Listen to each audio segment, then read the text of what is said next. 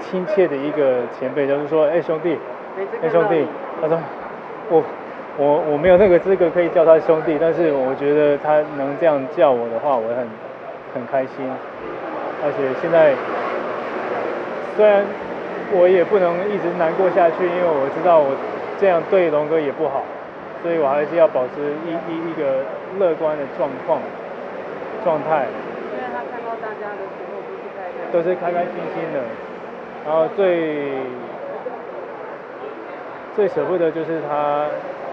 的笑声啊，每一次都会聊，每次聊天都会听到他的笑声，是最让我会带起这个气氛。那刚刚在楼上有跟龙哥说些什么？就是当然是一路好走，我们真的是失去你，真的是失去一个好前辈、好传奇、很厉害的传奇，还是真的非常舍不得。但就是一定要好好照顾，希望在那边一定有很多案子找他。他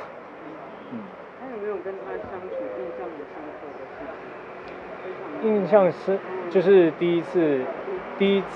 见到他的时候，就直接开始约一起以一个公司来一起吃饭聊天放松，我觉得这个非常亲切，好不容易了，就是我没碰过那么 nice 的人，然后觉得一聊起来，这很容易了，这很多共鸣，然后聊得开心，聊得起来，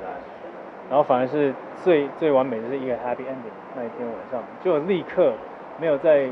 跟你耍大牌，或者我们完全没有，真的很荣幸有这个机会碰到好大哥。龙哥平常会叮咛你们晚辈一些什么事吗？也没有因为我觉得我失去这个机会，所以也是一个遗憾。但最好的部分是因为我们真感情反而不是在工作上，而是在私底下。最后一次就是我们准备已经要合作了，就是准备要合作了，然后我们也是在很轻轻松松的在聊天，聊最近他的身体状况，就是还是要注意他的那个身体，注意安全，注意健康。聊这些没有在聊工作，但是已经心里准备，我们终于有机会，我终于有机会可以跟他一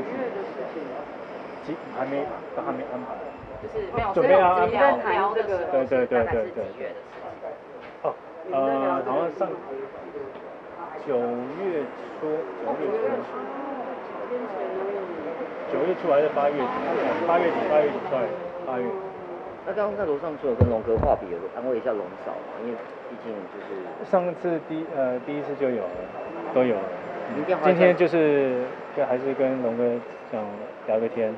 明天公祭会再来？会，必须的。